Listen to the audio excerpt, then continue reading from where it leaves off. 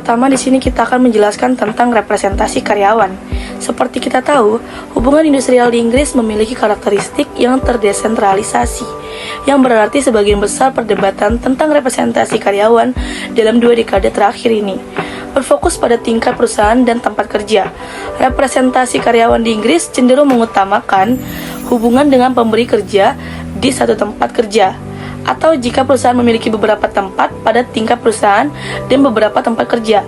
Ini sangat berbeda dari sistem representasi di banyak negara Eropa kontinental yang sering melibatkan representasi di tingkat industri atau sektor. Dalam sektor publik Inggris, meskipun telah terjadi desentralisasi yang signifikan, pengaturan di tingkat nasional masih penting. Representasi karyawan di Inggris memiliki karakteristik struktural yang unik dibandingkan dengan sistem dual channel di negara-negara Eropa lainnya, di mana peran serikat pekerja di semua tingkatan organisasi lebih dominan. Selanjutnya ada 2 pendekatan besar dalam perdebatan mengenai representasi karyawan di tempat kerja.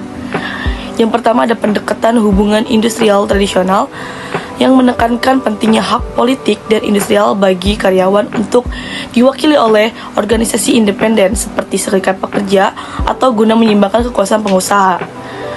Pendekatan ini berakar dari perspektif pluralis dan radikal atau Marxis yang melihat karyawan dalam posisi tawar yang lebih lemah dalam hubungan kerja. Karena itu, hak untuk berorganisasi secara kolektif atau melalui jalur hukum dipandang sebagai langkah perlindungan terhadap dominasi pengusaha. Fokus utamanya adalah negosiasi, perundingan bersama, serta memperkuat peran serikat di tempat kerja, agar karyawan memiliki perlindungan yang lebih baik dalam hal syarat dan kondisi kerja. Yang kedua yaitu pendekatan sumber daya manusia. Ini berfokus pada peningkatan kinerja organisasi melalui keterlibatan karyawan dalam pengambilan keputusan. Pendekatan ini bersifat unitaris dengan asumsi bahwa kepentingan karyawan dan pengusaha dapat diselaraskan melalui komunikasi yang efektif, partisipasi, dan keterbukaan informasi. Keterlibatan karyawan dipandang sebagai alat manajemen untuk meningkatkan produktivitas dan mengurangi resistensi terhadap perubahan. Partisipasi karyawan biasanya bersifat langsung melalui tim kerja, pertemuan, atau newsletters tanpa menekankan peran serikat pekerja yang seringkali dianggap sebagai hambatan dalam proses ini. Materi selanjutnya yaitu representasi tempat kerja pada saat ini. Jadi negosiasi yang sebelumnya menjadi modus dominan interaksi antara serikat pekerja dan manajemen mulai digantikan oleh konsultasi atau penyediaan informasi sederhana. Negosiasi diidentifikasikan sebagai proses bersama di mana kedua pihak, serikat pekerja dan manajemen, berusaha mencapai kesepakatan melalui perundingan yang seringkali melibatkan ancaman tindakan seperti pemogokan atau bahkan sebaliknya. Konsultasi adalah proses di mana manajemen tetap memegang hak untuk membuat keputusan akhir, meskipun mempertimbangkan pandangan karyawan. Dalam banyak kasus juga, konsultasi dianggap sebagai bentuk interaksi yang lebih lemah daripada negosiasi. Dengan penurunan sertifikat pekerja, bentuk representasi non-serikat juga mulai muncul dengan pengaruh yang lebih kecil dan seringkali dipilih untuk ditunjuk oleh manajemen daripada melalui proses yang demokratis. Representasi non-serikat ini lebih cenderung perempuan dan lebih muda, tetapi seringkali kurang efektif dalam memperjuangkan kepentingan karyawan dibandingkan dengan perwakilan serikat kerja. Jadi secara keseluruhan, pergeseran ini mencerminkan penurunan pengaruh serikat kerja di tempat kerja, terutama di sektor swasta, dengan konsultasi menggantikan negosiasi sebagai modus interaksi utama antara karyawan dan manajemen. Namun meskipun ada penurunan sebagai inisiatif baru dalam dekade terakhir, menunjukkan upaya untuk mempertahankan bentuk-bentuk representasi karyawan, baik melalui serikat pekerja maupun mekanisme non-serikat. Selanjutnya yaitu konsultasi dan implikasinya terhadap representasi karyawan. Negosiasi dan konsultasi ini memiliki perbedaan mendasar. Negosiasi adalah proses tawar-menawar di mana kedua pihak dapat menggunakan sanksi ekonomi untuk mencapai kesepakatan bersama yang disebut dengan regulasi bersama. Dalam negosiasi, hak prerogatif manajerial digantikan oleh komitmen terhadap regulasi bersama dari hubungan kerja. Sebaliknya, konsultasi mempertahankan hak manajerial untuk membuat keputusan akhir dan lebih fokus pada pertukaran ide tanpa ancaman sanksi. Konsultasi juga dianggap sebagai bentuk keterlibatan kolektif yang lebih lemah dibandingkan negosiasi, namun mencakup isu-isu yang lebih luas seperti rekonstruksi organisasi, produktivitas, dan strategi investasi. Keberhasilan dalam konsultasi bergantung pada kekuatan argumen dan kompetensi teknis, bukan hanya kekuatan kolektif seperti dalam negosiasi. Hal ini juga menuntut perwakilan karyawan untuk memiliki keahlian profesional dan teknis yang lebih maju, yang bisa mempengaruhi hubungan perwakilan dengan anggotanya serta proses demokrasi internal. Secara keseluruhan, konsultasi harus dilihat sebagai proses yang secara kualitatif berbeda dari negosiasi, dengan implikasi penting bagi struktur dan proses serikat pekerja di tempat kerja, preferensi manajerial yang semakin condong kepada konsultasi, serta sentralitas konsultasi dalam inversi legislatif, menegaskan signifikansi perubahan ini dalam hubungan industrial, terutama di Inggris Raya.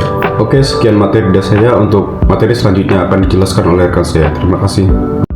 Pertumbuhan undang-undang representasi karyawan. Seiring dengan semakin luasnya cakupan dan aktivitas sistem serikat pekerja sukarela tradisional menurun, sebuah novel pembangunan di Inggris telah muncul, yaitu berkembangnya peraturan hukum yang dirancang untuk memberikan karyawan hak hukum untuk konsultasi dan informasi. Perlindungan hukum terbatas dan bervariasi, dan tidak semua tempat kerja akan memiliki atau berhak memiliki semuanya.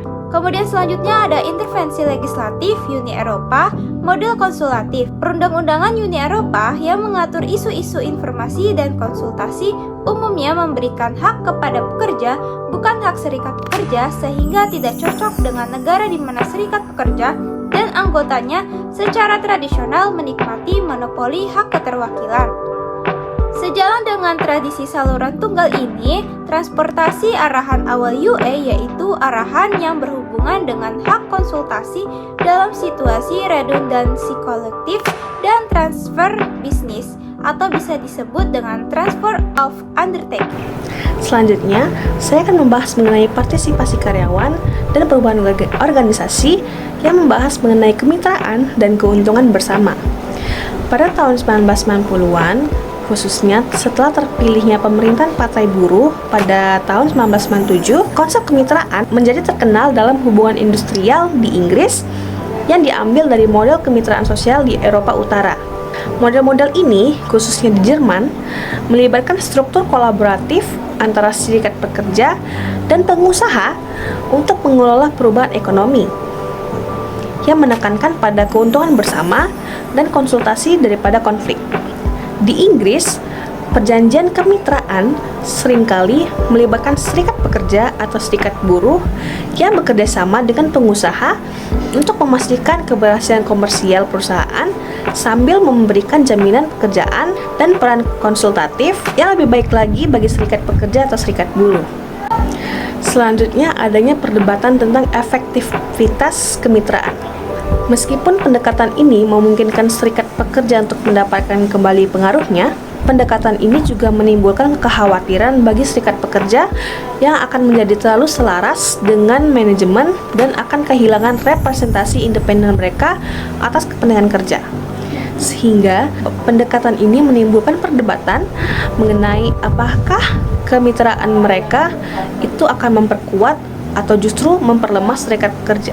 Nah, sehingga menurut peneliti, kemitraan dapat membantu serikat pekerja untuk mendapatkan kembali pengaruh mereka setelah sebelumnya terpinggirkan, dengan memungkinkan mereka untuk terlibat dalam pengelolaan perubahan organisasi. Tetapi, kemitraan itu dapat melemahkan serikat pekerja karena membuat mereka terlalu tunduk pada agenda manajerial. Sehingga, dengan terlibat dalam tujuan komersial perusahaan, serikat pekerja itu dapat beresiko kehilangan kemandiriannya dalam memperjuangkan hak-hak pekerja.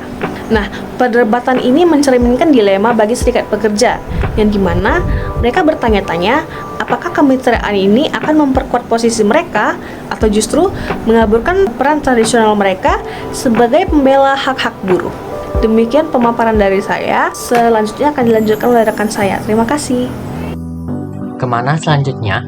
Dapat secara masuk akal disarankan bahwa subjek representasi tempat kerja telah menerima perhatian yang lebih besar selama 5 tahun terakhir daripada kapanpun sejak masa kejayaan perdebatan tentang peran dan sifat pengurus toko pada akhir 1960-an dan 1970-an. Namun sifat perhatian itu sangat berbeda. Perdebatan tidak lagi berkonsentrasi pada isu-isu seperti tawar-menawar gaji, pemogokan dan kontrol pekerjaan, tetapi sebaliknya berurusan dengan mekanisme untuk ekspresi hak-hak hukum karyawan yang sedang berkembang dan dengan kontribusi representasi tempat kerja yang dapat diberikan kepada pembangunan ekonomi. Dari bukti ini dan serangkaian inisiatif hukum maupun lainnya yang dijelaskan di atas ditujukan untuk menyediakan representasi karyawan yang efektif, cakupan dan dampak representasi karyawan terus menurun di Inggris. Sebagai hasil dari intervensi legislatif UI dan khususnya peraturan ICE, karyawan Inggris menikmati hak hukum yang lebih luas untuk representasi daripada sebelumnya dalam sejarah mereka. Namun struktur yang mereka dorong tampaknya kurang efektif dalam memberikan manfaat bagi karyawan daripada di masa lalu dan dampak kurang kuat daripada yang disediakan oleh undang-undang serupa di banyak negara Eropa kontinental.